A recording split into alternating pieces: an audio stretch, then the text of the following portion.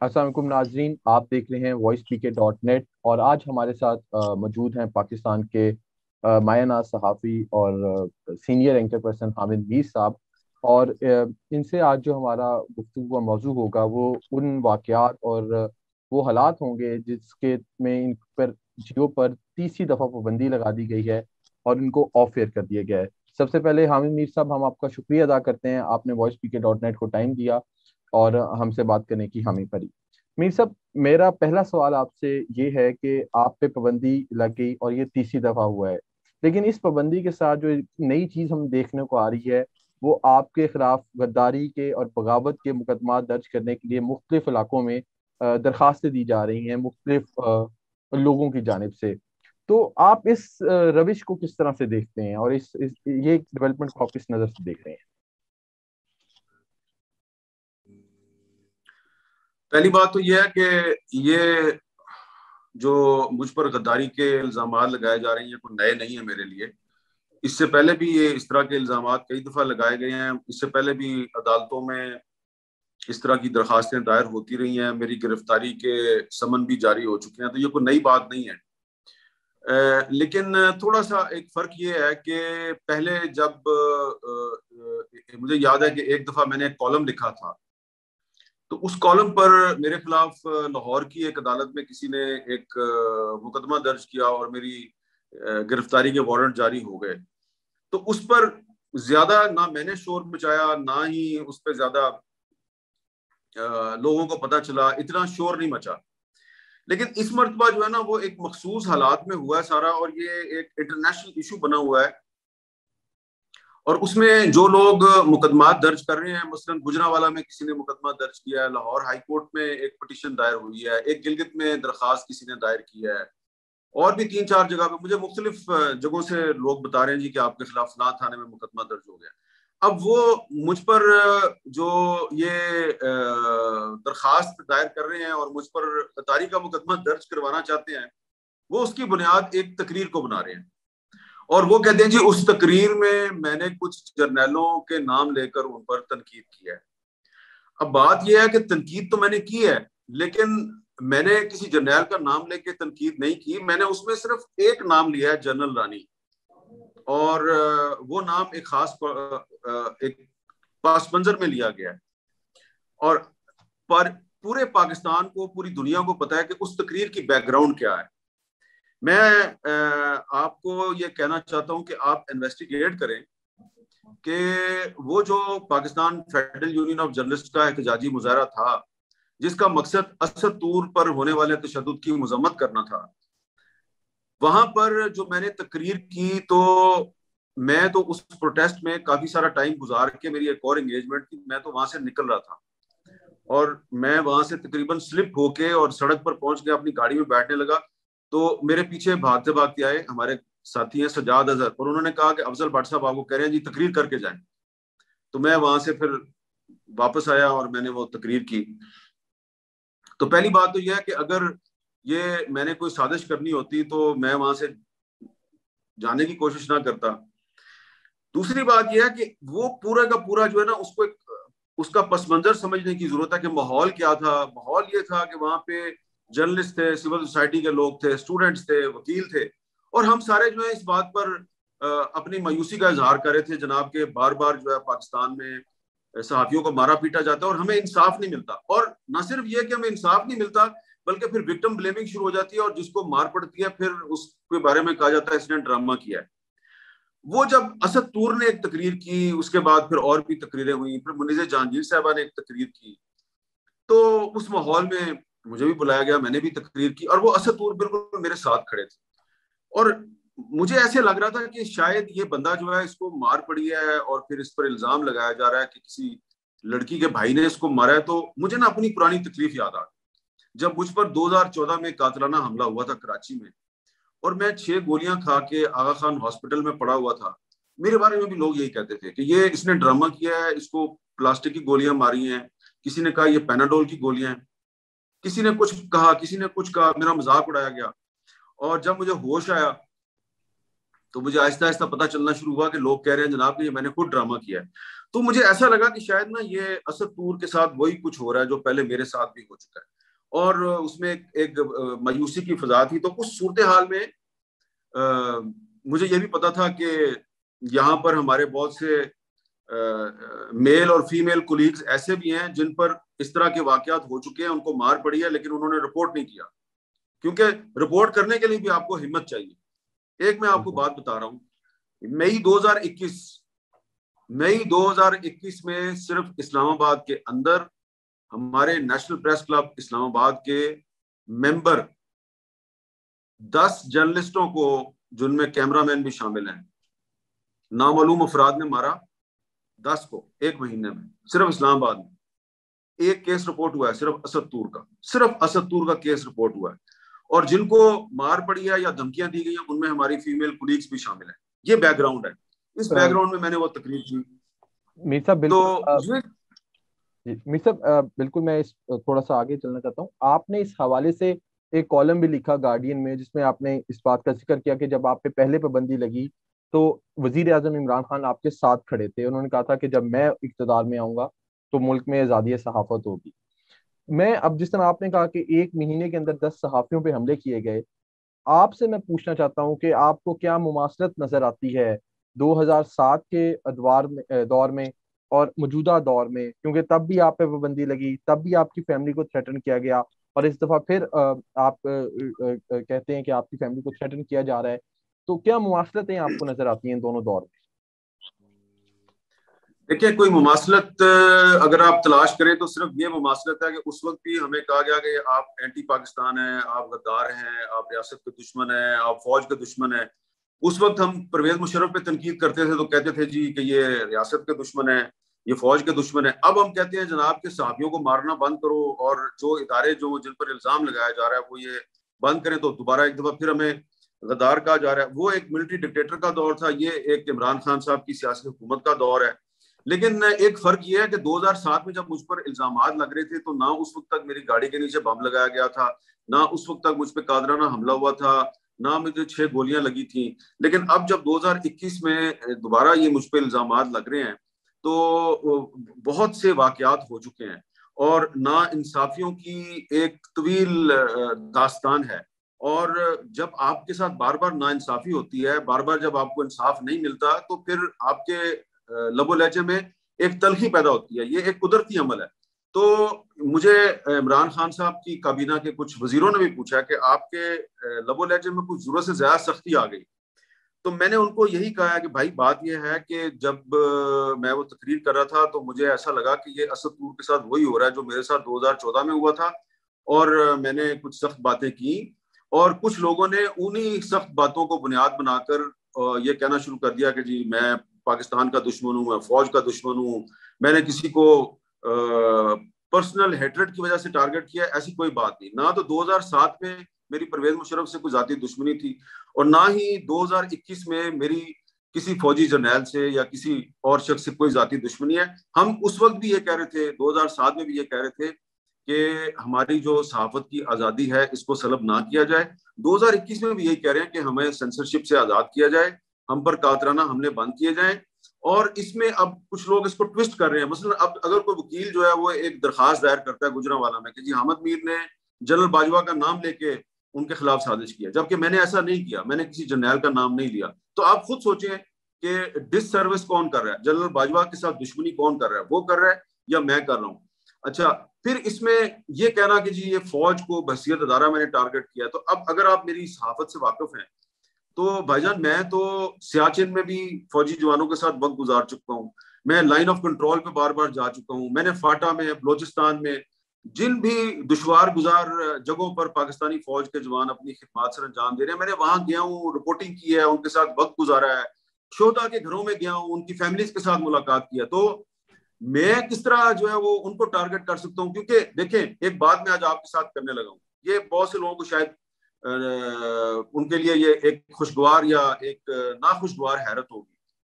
میں جب ابھی پچھلے دنوں لائن آف کنٹرول پہ گیا نا, تو وہاں جب میں فوجی جوانوں کو دیکھ رہا تھا, ان کو مل رہا تھا, تو مجھے ایسا لگ رہا تھا کہ یہ فوجی جوان جو ہے نا اس کا بھی درد وہی ہے جو میرا درد ہے. اس کو بیرونی دشمن مارتا ہے, مجھے اندرونی دشمن مارتا ہے, مجھے نہیں پتا میرا دشمن کون ہے, فوجی جوان کو پتا ہے اس کا دشمن کون ہے.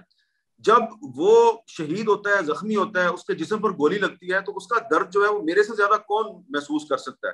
مجھے بھی گولیاں لگی ہیں, 6 گولیاں لگی ہیں, 2 گولیاں میرے جسم میں ہیں. میں اس فوجی جوان کے ساتھ کیسے دشمنی کر سکتا ہوں, کیونکہ اس کا درد اور میرا درد تو ایک ہے. پرابلم کیا ہے؟ پرابلم یہ ہے کہ جب ہم یہ کہتے ہیں کہ ہمیں مارنا بند کریں, ہماری جو آزادی ہے اس کو سلب نہ کریں, تو یہ مطالبہ کرنا کوئی ناجائز تو نہیں ہے. اور اگر اسد طور کی FIR درج ہوئی ہے اسلام آباد کے ایک تھانے میں, اس میں ایک ادارے کا نام لکھا ہوا ہے, تو وہ FIR میں نے تو درج نہیں کی, وہ تو اسلام آباد پولیس نے درج کیا ہے.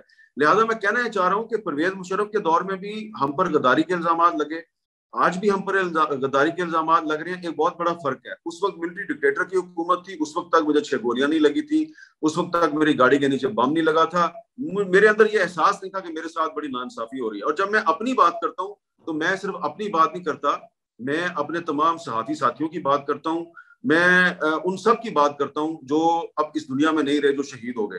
لہٰذا میں اس کی یہ بات جو ہے یہ واضح کرنا چاہتا ہوں کہ میری کسی کے ساتھ کوئی دشمنی نہیں ہے. ہاں, پرویز مشرف پہ میں تنقید اس وقت بھی کرتا تھا, آج بھی کر رہا ہوں, آئندہ بھی کرتا رہوں گا, کیونکہ اس نے پاکستان کا آئین توڑا. اور یہ روایت اس کے دور میں شروع ہوئی, صحافیوں کو اغوا کرنے کی روایت اس کے دور میں شروع ہوئی, پابندیاں لگانے کی روایت اس کے دور میں شروع ہوئی, صحافیوں کو غدار کہنے کی روایت اس کے دور میں شروع ہوئی. بدقسمتی کی دور ہے کہ آج پاکستان کے وزیر اعظم عمران خان صاحب ہیں, لیکن مشرف کی روایات آج بھی چل رہی ہیں.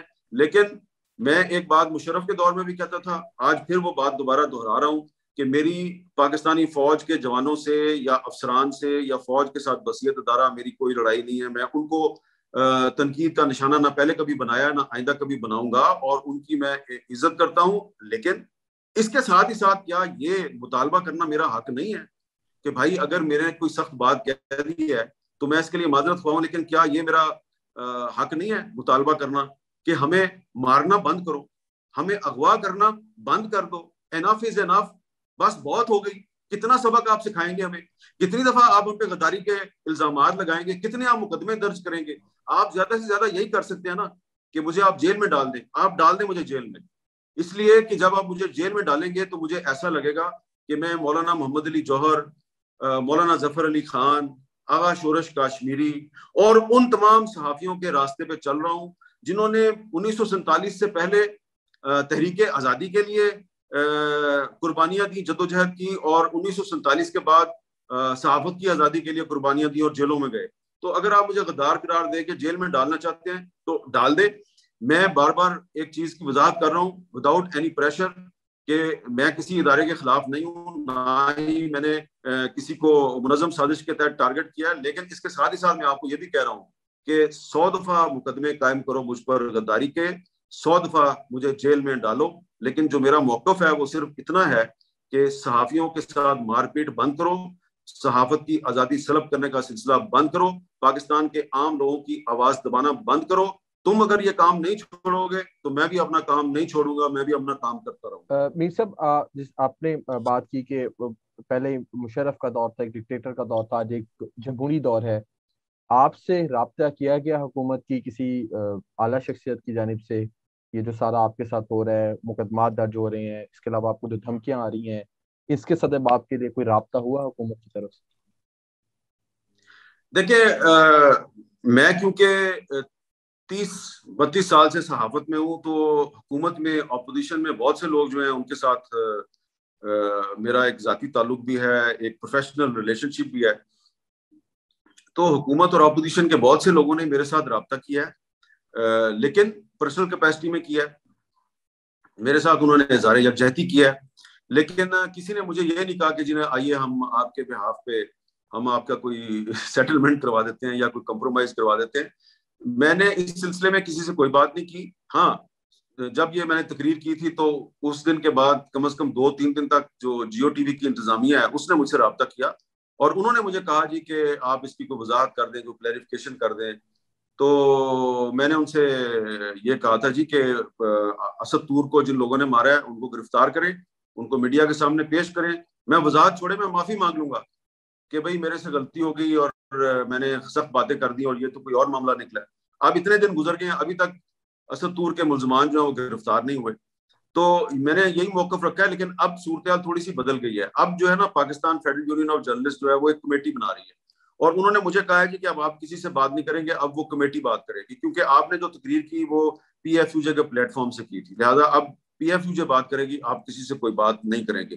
لیکن میرے ساتھ جن سیاسی شخصیات نے رابطہ کیا وہ پرسنل کیپیسٹی میں تھی. زیادہ تر لوگوں نے مجھ سے اظہار یکجہتی کیا, اور کسی کے ساتھ میں نے یہ کوئی بات نہیں کی جناب کہ میری کوئی تو سیٹلمنٹ جو کروائیں. جیو نے ایک کمیٹی بنائی تھی اس کا کوئی اجلاس ہوا یا اس میں کبھی ابھی آپ کو طلب کیا گیا کہ آپ اپنی بات کی وضاحت دیں؟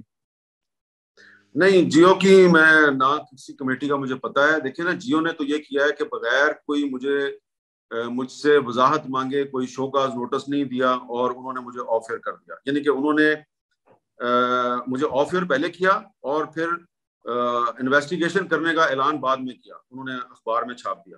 تو جو جیو میں میرے دوست وغیرہ ہیں ان سے میری ایک دو دفعہ ملاقاتیں ہوئی ہیں, لیکن ان ملاقاتوں میں کسی نے مجھ سے کوئی یہ نہیں پوچھا جناب کہ ہم آپ سے وضاحت طلب کرنے آئے ہیں یا یہ آپ نے کیوں کیا. تو اور میں ان کی کسی انویسٹیگیشن ٹیم کے سامنے پیش ہونے کا ارادہ بھی نہیں رکھتا, اس لیے کہ اصولی طور پر میں نے جیو کے پلیٹ فارم پہ تو بات ہی نہیں کی, میں نے جنگ کے کسی کالم میں بات ہی نہیں کی. تو جب میں نے جیو میں کوئی بات ہی نہیں کی اور نہ ہی جنگ میں کوئی بات لکھی ہے, تو پھر میں ان کے سامنے کس بات کی وضاحت کروں. اب دیکھیں, اب جو ہے نا ٹائم کافی نکل گیا ہے, اب بات بڑی آگے پہنچ گئی ہے. اب تو لاہور ہائی کورٹ میں میرے خلاف پٹیشن داخل ہو گئی ہے. اب جس نے بھی بات کرنی ہے نا وہ جا کے میرے ساتھ عدالت میں بات کرے یا پھر پی ایف یو جے کی کمیٹی سے بات کرے. اب میں نے کسی سے بات نہیں کرنی, اور جیو سے تو بالکل ہی نہیں بات کرنی. تو مطلب ہم اس کو کیا سمجھے کہ ہم آپ کو جیو کی اسکرین پہ جلد نہیں دیکھ پائیں گے کیا دوبارہ؟ دیکھیں, جو لوگ چاہتے ہیں کہ جناب میں جیو پہ واپس آؤں, یا کچھ لوگ یہ مطالبہ کریں کہ مجھے جیو پہ ریسٹور کیا جائے, میں ان کے جذبات کا احترام کرتا ہوں. لیکن اس کے ساتھ ہی ساتھ آپ یہ بھی دیکھیں نا کہ میں نے صرف اپنے آپ کو دوبارہ جیو پہ ریسٹور کرانے کے لیے تو ساری جدوجہد نہیں نہ کی, اور نہ ہی میں نے جو سٹینڈ لیا ہے یہ اپنی ذاتی مفاد کے لیے کیا ہے یا اپنی ذات کے لیے کیا ہے. اگر آج میں کوئی کمپرومائز کر کے تو جیو پہ آ جاؤں گا, تو کل کو پھر یہ روزانہ کسی نہ کسی کے ساتھ یہی کچھ کریں گے. تو اس لیے کم از کم میں ذاتی طور پر ہر قسم کی جو ہے نا تحقیقات کے لیے تیار ہوں, عدالت میں جانے کے لیے تیار ہوں, ہر قسم کے مقدمے کا سامنا کرنے کے لیے تیار ہوں. پی ایف یو جے کی کمیٹی جو ہے وہ اگر چاہتی ہے وہ آگے مجھ سے جو مرضی پوچھے, میں ان کو وضاحت دینے کے لیے تیار ہوں. لیکن جیو کو میں اس لیے وضاحت نہیں دوں گا کہ میں نے جیو کا پلیٹ فارم استعمال ہی نہیں کیا اس معاملے پہ. میں نے بات کی ہے پی ایف یو جے کے پلیٹ فارم پہ, تو میں اگر وضاحت دوں گا تو ان کی کمیٹی کو دوں گا, وہ کمیٹی مجھے جو کہے گی میں وہ کروں گا. جیو اگر مجھ سے کوئی کچھ ڈیمانڈ کرے گا تو میں ان کی بات اس لیے نہیں مان سکتا بڑے احترام کے ساتھ کہ میں نے ان کا پلیٹ فارم استعمال نہیں کیا. اب آپ یہ سمجھ سکتے ہیں میری بات سے, میری جو میں آپ سے بات کر رہا ہوں, کہ بھائی جان میرے لیے میری پروفیشنل انڈیپینڈنس, میری فریڈم, میرے ساتھیوں کی فریڈم, آئین اور قانون کی بالادستی زیادہ اہم ہے. جیو پر آ کے اپنی شکل دکھانا یہ بڑا آسان کام ہے, یہ بڑی آسانی سے کر سکتا ہوں, لیکن مجھے اس کا کوئی شوق نہیں ہے. ٹورڈز دی ویری لاسٹ میر صاحب, آپ نے بات کی کہ آپ کے لیے آپ کی انڈیپینڈنس, آپ کے ساتھیوں کی انڈیپینڈنس بہت میٹر کرتی ہے. لیکن ہم نے دیکھا ہے کہ جیسے ہی آپ کا معاملہ چل رہا تھا ایک اور معاملہ بھی آیا, اور وہ تھا پاکستان میڈیا ڈیولپمنٹ اتھارٹی کے ایک آرڈیننس کا. یہ آرڈیننس پہلے گردش کیا مختلف حلقوں میں, اس پہ حکومت نے ایک کمیٹی بھی بنا دی, لیکن اس کے بعد کل فواد چودھری صاحب نے آ کے کہا کہ میڈیا اس چیز کا کیوں شور مچا رہا ہے, اس طرح کی کوئی تجویز زیر غور ہی نہیں ہے. ہم دیکھتے ہیں کہ پاکستان میں صحافت میں نو گو ایریاز دن بہ دن بڑھتے جا رہے ہیں, جہاں پہ ہم بات نہیں کر سکتے, جہاں پہ ہم رپورٹ نہیں کر سکتے, اور ساتھ اس طرح کی کاوش. آپ اس ڈیولپمنٹ کو اگر آپ کا کیا تجزیہ ہے, آپ اپنے اس حوالے سے اگر ہمیں کچھ بتائیں. میں نے جو آخری پروگرام کیا تھا نا جیو پہ, وہ کیا تھا میں نے 28 مئی کو, اور اس دن تھا جمعرات کا دن. اور اس پروگرام میں نے یہ Pakistan media development authority ordinance 2021 کو ڈسکس کیا تھا. اس پروگرام میں فرح حبیب صاحب بیٹھے ہوئے تھے جو کہ minister of state for information ہے, اور اس دن شام کو پریزیڈنٹ ہاؤس میں یو این جنرل اسمبلی کے پریزیڈنٹ مسٹر بھوسکر جو ہیں, ان کے اعزاز میں ایک ڈنر تھا. تو وہاں پر میری سیکرٹری انفارمیشن صاحبہ سے ملاقات ہوئی تھی, اور میں نے ان سے 2 صحافیوں کی موجودگی میں پوچھا, حافظ طاہر خلیل صاحب اور متین حیدر صاحب. میں نے ان دونوں کی موجودگی میں پوچھا کہ یہ جو آپ نے میڈیا آرڈیننس کا مسودہ بنایا ہے, یہ تو وہی نہیں ہے جو 1992 میں آپ نے میڈیا ٹریبونلز بنائے تھے. تو سیکرٹری انفارمیشن صاحبہ نے کہا ہاں وہ بھی ہمارے سامنے ہے, وہ ڈاکومنٹ بھی ہمارے پاس, لیکن ہم نے اس کو ذرا بڑا کمپریہنسو بنایا, آپ اس پہ ہمیں اپنی تجاویز دیں. تو ہم نے ان کو کہا جی کہ یہ تو جو ہے نا یہ میڈیا کی آزادی سلب کرنے کے مترادف ہے. اتنی دیر میں فنکشن شروع ہو گیا. بہرحال پھر میں دفتر آ گیا. دفتر میں ہم نے آ کے 8 بجے کا پروگرام کیا, تو اس میں جو انفارمیشن منسٹر صاحب ہیں فاروق حبیب صاحب, جو ڈپٹی ہیں فواد چودھری صاحب کے, تو انہوں نے کہا جی اس پہ ہماری کنسلٹیشن جاری ہے. تو یہ جو آرڈیننس کا مسودہ میں نے اس دن اپنے آخری پروگرام میں دکھایا تھا, تو اس وقت جو منسٹر صاحب بیٹھے ہوئے تھے انہوں نے یہ نہیں کہا کہ جناب یہ مسودہ جو ہے یہ غلط ہے. انہوں نے اس کو اون کیا. اس دن سیکرٹری انفارمیشن صاحبہ نے بھی اس کو اون کیا. اب کیونکہ اس پہ ریئیکشن بہت زیادہ ہوا ہے, تو فواد چودھری صاحب کہہ رہے ہیں جناب کہ ایسی کوئی تجویز زیر غور نہیں ہے, لیکن یہ ہے کہ یہ ایک ڈریکونین لا ہے اور یہ ایک سیاہ قانون ہے, اور کچھ لوگ جو ہیں اس کو پاکستان کی صحافت پہ مسلط کرنے کی کوشش کر رہے تھے. اس کی ہم نے شدید مزاحمت کی ہے, آئندہ بھی کریں گے. بہت شکریہ میر صاحب, آپ نے voicepk.net کو خصوصی وقت دیا. ہم آپ کا بہت شکر گزار ہیں. Thank you so much.